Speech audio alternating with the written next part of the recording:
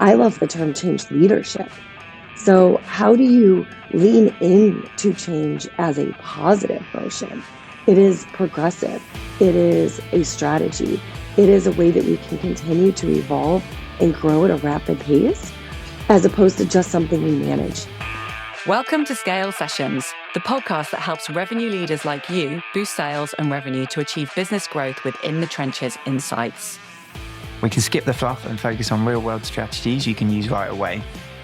Each episode brings you actionable takeaways from sales and revenue leaders navigating growth challenges like you. Let's dive into today's session and scale up your success. Pamela Marsh is a growth-focused sales leader with over 20 years of experience. Currently the Director of Strategic Sales at Udemy, Pamela is leading the charge in empowering global enterprises to build agile, future-ready workforces. Pamela, welcome to Scale Sessions. We've spoken with an amazing array of female revenue leaders on this podcast, but you are definitely the first professional dancer we've had. And for the Chicago Bulls, I could just talk about that for an hour, but I'm going to stay focused. And I'm just really interested about your journey from a degree in psychology and sociology and dancing, and then a journey into sales. Tell me a little bit about that. Yes, absolutely. I've always been someone very drawn to trying new things, getting outside of my comfort zone, hopefully making, some positive impacts along the way. And, I love the quote that luck is what happens when preparation meets opportunity. And I think that's really how my journey started. Specifically within dancing, I had danced my entire life as a hobby. And when I was in college, a friend of mine saw an ad that actually an NFL team had open auditions about an hour away from our college. And she said, should we go just for fun? Again, I'm in the mindset of let's try something new. It'll be an experience. Let's have some fun. Never thinking that I would make the team. And so I did. And that actually kicked off, the beginning of my professional career, because from that point forward, I was having to balance college, part-time jobs, while also, now this new journey being a professional dancer that had a rigorous schedule. And so originally when I got out of college, I ended up going to grad school. I moved to Chicago, continued with the Chicago Bulls, where I spent, almost a decade dancing there. And I didn't want to give up that time in my life, but I also wanted to build my career at the same time. And so I never thought I would go into sales. But what I found in that moment was sales actually allowed me the flexibility to have a schedule in which I could work on my own terms. And so I started in outside sales, moved into tech sales, eventually into leadership within sales, but all while balancing, this other really fun part of my life. And I fell in love with sales while doing it. So since then, I've actually spent the last 20 years scaling high growth sales teams, building teams from the ground up. Now I'm at Udemy, where I'm building and overseeing strategic accounts, and really being able to have that part of my early start of my career in professional dancing has really shaped that journey. So I'm really interested in this because we've spoken to a few revenue leaders who've come from an acting or sporting background, and I think an experience in performing can really help with sales. Have you found that your dancing career has actually benefited your sales work as well? Absolutely. It really, in sales and in, any of these other performance type of outlets, you have to be able to think on your feet. You have to be agile. You have to come prepared, but also think about like, what is the outcome that I'm trying to drive, and be agile in that. I actually have an example early in my dancing career. It was a playoff game. We had a quick change. I was running out on the court and I realized I had thrown on 2 left shoes. And in that moment, I thought, my options are I can either go back, I could decide not to come out and perform. And I thought, I'm just going to roll with it, right? Like, I'm a professional. I've prepared. No one else in this, audience is going to realize my mistake if I don't let it show. And so oftentimes, we're our own worst critics. We know, how prepared we are. But when we show up, ready and thinking about what is the outcome that we're trying to drive and continue to just focus on that, we're able to roll with the punches. And I think in sales, that is just so often what we encounter as well. That is an amazing example because that is the worst type of curveball you could get. So I can imagine being able to deal with that. Actually, when you go into a client meeting or into a pitch and you get a couple of curveballs from the client, you're like, yeah, if I can do two left shoes, I have no issue with That's this. exactly right. That's what I have in my the back of my mind. And I can encounter any obstacle if I can go out and dance in front of 20,000 people with two left shoes. 20,000 people as well. Oh my goodness. Mhm. So how long were you balancing your sales career and your dancing career? So I spent about a decade between NFL and then with the Chicago Bulls, so about 10 years. And was that, you mentioned that the flexibility in sales was one of the reasons why it attracted Yes. you as a career. So that was why you went into it. When was that moment when you thought, actually, I think this is really where I want to focus my time versus it being this fits in with my dancing world as well? I think when I started having success with it, and it was really fun. Um, I never thought that I would be someone in sales because, and this goes back to my background in psychology, sociology. I have my master's in communication. I love interacting with people, and I love being able to be creative. And so, getting into sales, at first I thought this is just something I'm going to do to continue to, have some professional momentum while I do this other thing.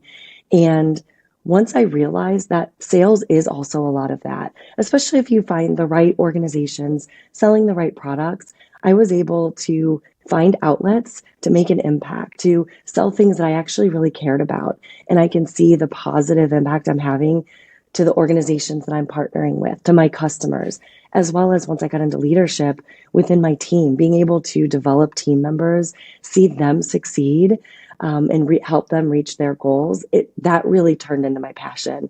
And so I would say within a few years of being in sales, I really started to see that this is achieving a lot of what I was excited about, as a career goal, that this is solving it. It's interesting, isn't it? Because I think when people think of a career in sales, they don't think of it about being creative. Right. And yet it is an incredibly creative profession. And also, I think you often forget about that opportunity to really become a leader and to build out high performing teams. I know that's something that you're really passionate about. How much does your background in psychology and sociology, as well as all of that amazing teamwork you must have done as a dancer, play into how you manage those teams? Absolutely. Sales is fundamentally about people. It's about your customers. It's about helping them solve, whatever big challenges or ideas they have. It's about building your team, helping them reach their goals. And so being able to understand motivation, how do they make decisions? What pressures are shaping their behavior? That is so critical in building successful programs around sales. It's really foundational. And so I think my background in that area has really helped shape how I approach customer conversations. I think about the individuals, I think about the goals that they have. I try to put myself in their shoes. I realize that how I may approach a situation is maybe not how they are interpreting it. And so I really am thoughtful and intentional around how I communicate, and the questions that I ask. And a big part of that is the background that I have. And I'm guessing within a sales team, how big have some of the sales teams been that you've managed? I've managed, I would say the largest sales team I've managed is around 100 team members. Okay. Wow, that's enormous. So sales team of up to 100, you've got a Yeah, whole range of different backgrounds, of different sure. personalities there. How do you adapt how you manage to all of those different characters? Because that one size fits all just doesn't work. It really doesn't. I'm very much a people first leader. I love I think it's Richard Branson. There's a quote that you take care of your people and the people will take care of your customers. And so I very much take the time to get to know all of my team members, what their personal, professional goals are, what their motivations are. Some individuals are motivated financially. Some are motivated by recognition. Some are motivated by, being able to take on a new challenge and overcome a goal. And so being able to understand those individual motivators really helps me shape how I can work with them, how I can grow them, and how I create strategies with them around their customers. It's really interesting what you say about what's going to really motivate them, because I think generally you think of sales and its financial incentives. Right. And you've mentioned that, of course, that is important to some, and then others it's more recognition or opportunities for growth. How do you create the right development plans without overcomplicating the whole process? I think that's a really great question. And so often leaders, because I've also spent some time coaching leaders on how to lead through their teams, through growth and career progression. And it is often thought of as very binary. My goal is to move to that next step, especially in sales. I want to get promoted. Many times when you're working with more senior sellers, they have goals. As a next step, I want to get into leadership. And so, what I like to do is really peel that back and sit down and understand what is it about that next step, that title change, whatever it might be, that you're excited about. What is it about the day to day in that job that would motivate you? What skills or strengths are you hoping to learn or demonstrate in that next step? And so, oftentimes, when you break down what their goals are in that way, it solves a couple things. One, it can help you really guide a path that maybe there's multiple ways that you can achieve those even before or without that title change. Also, it can help them sometimes, it's you have someone who's really great at selling and they want to get into leadership. When you start to understand what it is about leadership that excites them, you realize it's things that they could be achieving in their current role or staying in an individual contributor path. Maybe leadership isn't the right role for them because leadership does take some different types of flexing, right? Some different types of, you can't just be a good seller and be able to move into being a successful leader. And so to get back to your question around creating a kind of a development plan is if you break it down that way and think about, okay, what are the 5 things that I'm really excited about when I say I want to get into leadership? Maybe it is having a larger voice amongst the team. Maybe it's being able to try some new strategies that I can create from scratch. Maybe it's just having some more recognition in a different light. These are all things that you can create shorter term goals while you work toward that longer, maybe if it is that career goal and it is something you're working toward, but you can help them create, this month, let's figure out together. And it's a shared plan, how we're going to get you in front of an audience, or how we're going to help you lead a team meeting, or I'm going to get you in front of our executive team to pitch that strategy that you're excited about. So that's really how you can create a plan, not just by thinking about the end goal, but all of the steps and the motivations between here and Yeah. there. I think there are some great examples in there, because so often you think about, well, the only way I can develop is if I get this next title, and Right. then the individual can get hung up on the title, whereas it's like, well, actually, what you're wanting from that title, you can do lots of this already if you want to have exposure to the leadership team or the board. Yeah, some great examples there. And I think so often at the moment, when we've got so much change, particularly in sales with AI coming in, there's a lot of nervousness in teams and there is some churn as well. How do you make sure when you've got that high performing team that you actually retain it? Mm, absolutely. I think, often we hear, well, are we working on retaining or are we working on, driving top performers and adding to the team? And in my experience, performance and growth and retention are one and the same. They really fuel each other. So when people feel like they're growing, they're being challenged, they're doing meaningful work, they are more likely to stay. And so you're doing them a disadvantage if you're not constantly helping them grow, helping them achieve, maybe new milestones and pushing them to be their best self. It has to be done in a way that feels motivational though, right? It can't feel like you're constantly micromanaging or you're coming at them with a stick. It needs to feel like they have shared goals, that they are motivated and excited to continue to grow. Because when people start to feel stagnant, that's actually when they are ready to make a change. And, oftentimes you can get them to feel motivated and see the ability to continue to grow and be their best selves within your organization if you create that type of culture. And it's an always on conversation. It's not just twice a Yeah. year when you have performance reviews. It should be every day, every month. You're constantly reflecting and working with them on how they can continue to be better every day. and it needs to be done in a way that they are excited about, and it's kind of co-created. I think that's such an important point. You don't want it to be just when they say, well, actually, I'm going to resign. Oh, no, no, no, don't resign, because actually we've got all of this great stuff. Well, it's a little bit too late. So a couple of questions on that. Like, one, how do you bake it into just part of the everyday? Because so often it's like an afterthought, or you put in time every quarter.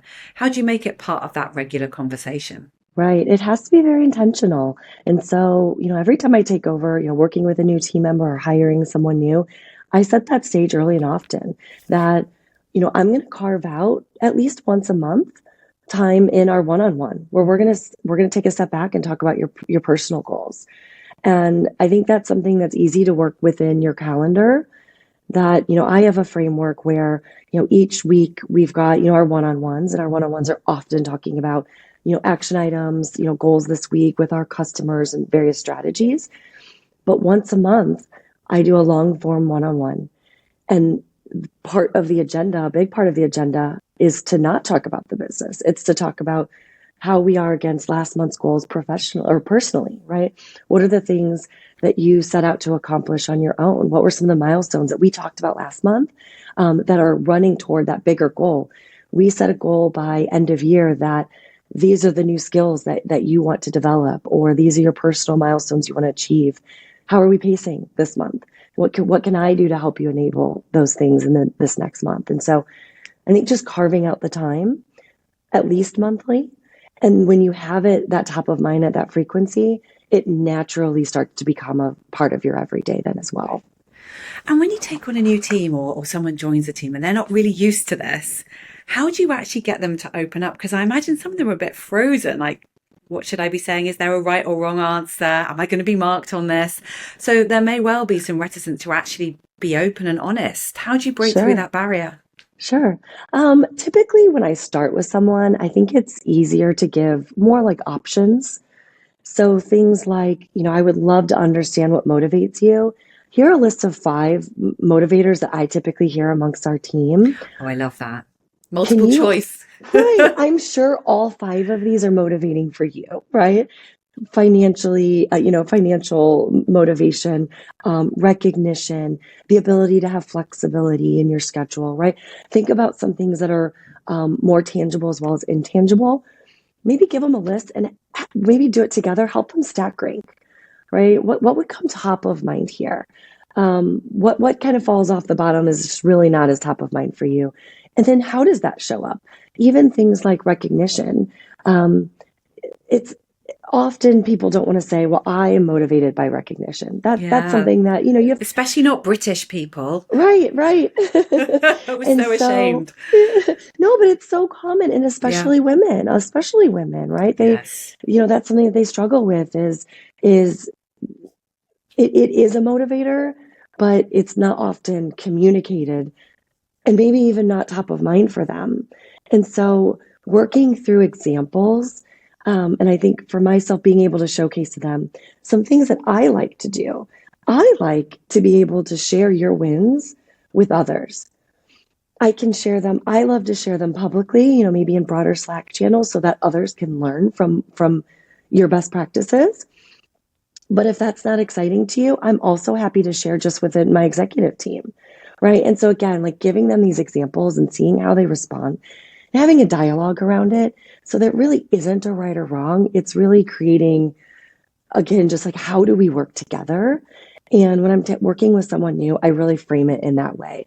My job here is to help you be successful, to help elevate you, to help continue to motivate you in the ways that you are motivated. So help me help you. This is me learning about you. And so it's not a right or wrong. It's not, you don't have a wrong answer if you frame it that way. I love giving them that checklist as well, almost like, let's start here and see what appeals, and then maybe you'll feel like if there's something else you'll add to that. Has anyone really surprised you with what they've shared that motivates them? So let me think. Surprised? I don't know that anything has stood out as I've never heard that before. Well, I guess some. I've had some team members that have, they have side projects, they have a side business, and things that I had no idea of. Yes, you're trying to build, your own, personal brand around this, this other thing on social media. I would love to help enable that for you. What does that look like? Do you need flexibility in your schedule, right? And so things like that, I think I'm not always thinking about, but I love hearing, and I love the idea of bringing your whole self, help your whole self to work, right? We don't separate our personal life from our professional life. It is so much fueling each other, and the things that you're doing during your day-to-day job should really be enabling the things that you love to do. Yeah. And you must be a great source of inspiration because you did balance basically two Right. different careers at the same time. So you really understand that. Do you see a real difference between certain backgrounds, genders, in terms of what inspires them, what it motivates them? Um, I don't know that I've seen as much difference in gender, but I do see motivators that might look a little bit different for individuals that have family, goals or Yeah. obligations versus those that are, maybe in a different stage in their life and have different types of goals. So that's something I try to be aware of. I have three children, and so I very much understand balancing, a young family and the challenges that come with that. But I also understand that my team members that don't have that also have lots of other things that they're balancing and they're managing, and goals that they have around that are equally as important. And so making sure that what's important to every individual is just as important, and there isn't any one that's more important to Yeah. others because it's so personal. I was at a talk recently which was about incentives, and Mm, the lady presenting was saying that, particularly for the younger generation, it's less about financial incentives and a lot of it's about mastery and learning and yes. development, which is interesting because you also work at Udemy, which is Yes. exactly what you do. Has that influenced some of the programs you've put in place with your teams? Oh, absolutely. Um, at Udemy, we're talking to customers every day about just this. It's how do we continue to retain and create skills within their workforce. And what we're seeing amongst our own team members, as well as within our customers, is they want to develop skills that it's not just that title that they're going after. Maybe the skills enable you to earn that title if that is a goal, but it also enables a lot of other things. It creates flexibility, it creates options. It's a lot of personal growth. And so team members are very much actively learning, evolving. We talk a lot about multimodal learning. And so, not just thinking about this one interaction, we're going to sit and do a lecture style, or I'm going to train you on this thing. So, both within our customers as well as internally, I think gone are the days where someone wants to just sit through an hour webinar and listen. They want to practice, they want to talk, they want to be able to sit and think and put it in real life application. They want bite-sized information, right? Give me the snippet version of this. I'm going to go try it, and then I'm going to come back for another snippet. And so, really thinking about how we're coaching and developing our teams, we need to be flexible in that way as well, because that's really the way that team members are wanting to continue to develop. And honestly, it is a stronger way to develop Yeah. teams. And what are some of the trends you're seeing at Udemy and amongst like the types of courses, the subject matter, the way that your customers are engaging with them? Um, AI is very, very, I I was can't really not hoping there might be something different, but I knew it was going to be that. So you know what? Some other things that are really coming up as top of mind are change management. I Right? think That feels AI very has, relevant. yes, Yeah. yes. I think AI has been this catalyst, and change has been, ongoing for, as long as any of us have been around. But the pace in which change is happening is continuing to accelerate. And it is a new skill that leaders, it wasn't necessarily as critical of a skill as it is now.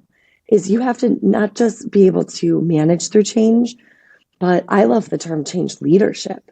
So, how do you lean into change as a positive motion? It is progressive, it is a strategy, it is a way that we can continue to evolve and grow at a rapid pace, as opposed to just something we manage. Managing feels reactive. As a leader, there's absolutely things that you need to manage that are reactive. AI might be one of them, but I think we're seeing more and more now that you need to develop skills where you're leaning into this as a benefit, how fast you're able to move and deploy. So talking about the change management and AI, how are you bringing in that AI adoption into your team? Because my guess is you're going to have some of those early adopters who are absolute pioneers in the business. Yes, I want to get involved. And some of those laggards who are a little bit more reticent. How are you going through that change management within your team? Sure. It's a lot of, kind of what I just mentioned. It's trying it in different ways. Some team members I have, they like to sit and read about it. They want to think. They want to understand how this would apply into their business, and then they want to go practice. I have other team members that say, I want to learn by doing. I want to be hands-on. I want to try some things. I have others that want to understand what are the best practices that others have already seen so that I could go and learn from them. And I have others that want to be pioneers. They want to try new things. And so again, going back into that, now I understand each individual and how they like to learn. I can lean in on each of them and again, set weekly goals, even specific to AI. These are some new tools that we want to adopt. Knowing how you like to learn, here is maybe a recording of a call in which a customer is talking about it. I want you to listen to this recording, then I want you to try those talk tracks on a call that you have this week. Pamela, you're obviously an amazing leader, and I think one of the challenges as a senior leader is you're not just working in your function and leading your function. It's also about working on the business and working with the leadership team, often with very different personalities and sometimes even different goals if the business isn't properly aligned under that North Star. How do you ensure that you've got a really strong leadership team driving the business forward, as well as a really strong sales team? Absolutely. I think communication is really what stands out as far as how all of the teams can work together and continue to support my goals, and I can extract from them what I need from them to achieve those, is having a really solid communication strategy amongst your internal team members. So I'm constantly communicating with my senior leadership. These are the things that I'm working on. These are the obstacles that I've encountered, but here's what I'm doing about it, and here's how you can help. Here's what I need from you. And making sure that I am constantly showcasing to them, here's where I've seen improvement, here's where I'm seeing growth, here's where I'm forecasting in the business, and here's why. And then again, just leaning on, and here's how you can continue to lean in to support this. So that works, I think, from senior leadership. It helps them trust because I'm constantly communicating up on what I am doing, where I'm seeing gaps, where I'm seeing successes, and what I need. So they know that I will constantly be communicating with them, as well as across, cross-functional team members. Sales is not, in most organizations, it's not a one-person job, right? It's a team environment, and it's critical that we are all firing on all cylinders, running in the same direction. So I'm also constantly communicating with my cross-functional team members and leaders. What are we working on? These are the goals that I have for my team. I hold my team to really high expectations, and here's what that looks like. And here's what I would love to collaborate with you on to help your teams be the best partner with my teams. And so building those relationships so that we all have shared goals and common goals. There's a saying, especially whenever there might feel like a conflict, is put the conflict in the center. I love that. Put it in the middle rather than locking it in a room and running away, which I see happen quite often. People that regularly listen to this know I'm a big fan of 5 dysfunctions of a team, and conflict is actually a big part of that healthy pyramid. How do you get the balance right in your leadership team of having that level of conflict, but also resolution as well? Because I've worked in teams where there's no conflict, everyone's just far too nice. But I've also worked in teams where there's so much conflict, every leadership team meeting just ends up in a big shouting match and you will walk out none the wiser. Right. I think that you have to start by setting the stage, whether it's at the beginning of a meeting, like having a solid agenda. In sales, we often, we know it's a best practice to set an agenda with our customers. And so we need to make sure that we're looking inward and taking the same approach that we would take to sales. You set an agenda. At the beginning, you say, by the end of this time together, these are the things we want to be able to walk away with. And so whatever happens in the middle, everyone has a voice. You know, these are still the end goals. So again, it's putting that thing in the middle that by the end of this, we want to walk away at a minimum with this, with either this common understanding, with a decision, with if we don't have a decision, we at least have next steps and we have clear ownership of who is driving those next steps and timelines of when they will be accomplished. And so when everyone is operating with complete clarity, it creates space where you can have conflict, knowing that at the end, we still have the same common end goal and we have clarity there. And so it allows some healthy conflict, some healthy debate, knowing that we're all on the same page and agree to what we want to get out at the end of it. So one of the things that's come up quite a lot in these conversations is the value of having really strong mentors in your career. And I'm really intrigued to know, have you had any in your career, and have they come from dance background, from your sales background, from the psychology world?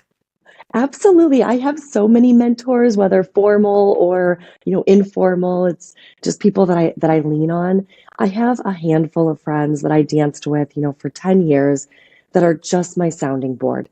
Funny enough, none of them are in sales, and I think that that is actually a strength because when I can go to them and I bounce a scenario or I'm feeling frustrated and I need an outlet, they come back to me with a completely different perspective, right? And they really help me see through what's really important out of this, or what it seems like you're feeling this way, because they don't know the ins and outs in sales and they don't know. And I actually think that that's really healthy, to have that where it's a completely different ecosystem that can really keep you grounded. I think that's such great advice. I think so often we think for mentors who are in our space, but Right. actually sometimes the most beneficial can come from those that have no idea and they just see things in a very very different way and give you a Right. whole new perspective, as you mentioned. I love that.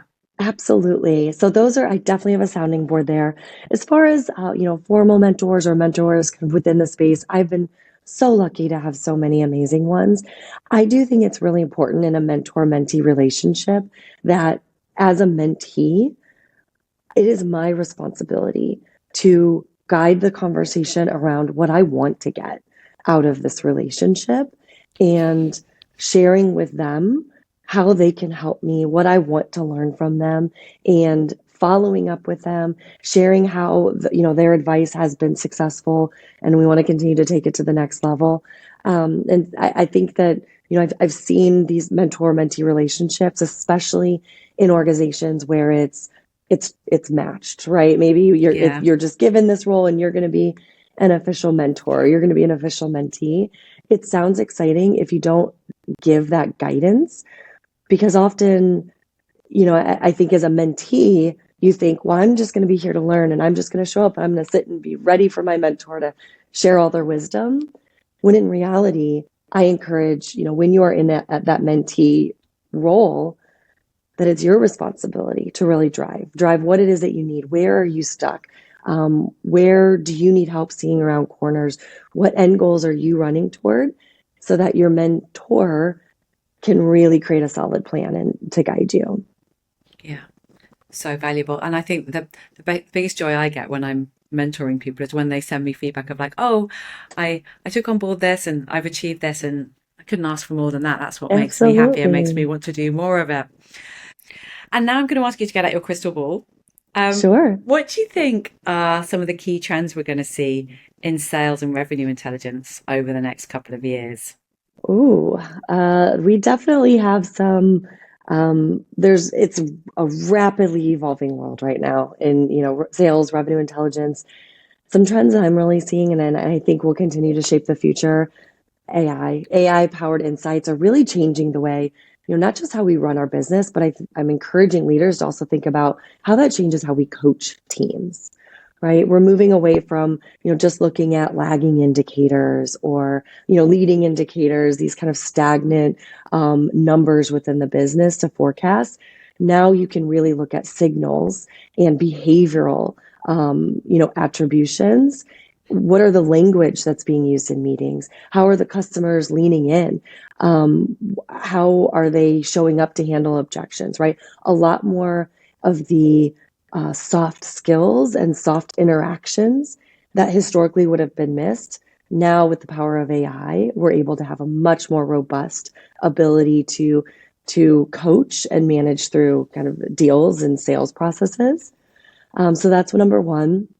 I think the second is, we're continuing to see the bar rise amongst our customers' expectations.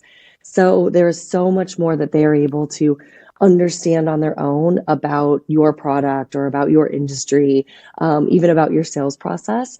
And so we no longer can rely on selling to, features and benefits, or relying on, well, if we get on a call, I'll be able to talk you through it. Every interaction that you have as a human to human needs to be very much more elevated. So it needs to be, what are the additional things that you're bringing to the table that someone couldn't have found on their own? Just having much more well-equipped buyers is something we're going to have to navigate through as sellers. Yeah, because they're so much more informed. You've really got to add value. Otherwise, I wouldn't have found that out myself. Yeah. So we're going to move on to quick fire questions. Sure.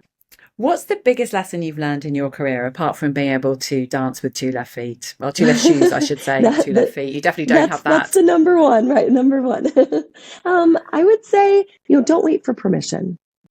If you have an idea, obviously make smart decisions, but don't wait for opportunities to necessarily be handed to you. Yeah. What's one habit or routine that has helped you succeed?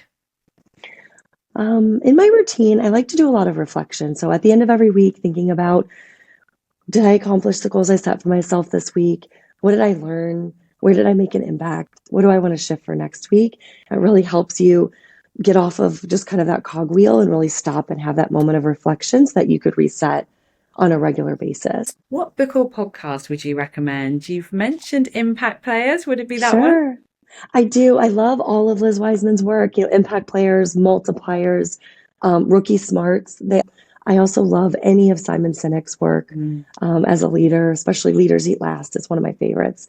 And how do you switch off after a busy day? Is it dancing? It is actually dancing, but now that I'm a mom of 3, dancing has turned into dance parties in the kitchen to, some kids songs. But we have so much fun. Which female leader in your network should we interview next? So I absolutely recommend a dear friend and former colleague. Her name is Michelle Vu. She is a VP of sales, and we've really started our leadership journey in sales around the same time. And so we learned a lot together. Our careers have taken a similar trajectory, but she is someone who is constantly looking to grow herself, her network. She has very intentional goals of moving into a CR role in her future. And she's taken professional courses, gained certification. So she is constantly, thinking about growth every day for herself. But she also leads in such an empathetic way that she creates teams that will follow her wherever she goes. And she leads from the front. Really someone that I always try to embody every day, and I've continued to learn a lot from throughout my career journey. I highly recommend anyone in sales, sales leadership, or looking to continue to grow their career, learn from Michelle. Amazing skill set, right? We'll be catching up with her on LinkedIn hopefully soon. See if she'll join us. Pamela, thank you so much for joining us. That was fantastic, and really appreciate you taking the time. Thank you so much. It was so nice to spend time with you. Thanks for tuning in to Scale Sessions. If you found today's insights valuable, be sure to subscribe and leave a review. Stay connected for more no-nonsense advice to help you scale your business, drive revenue, and achieve your growth goals.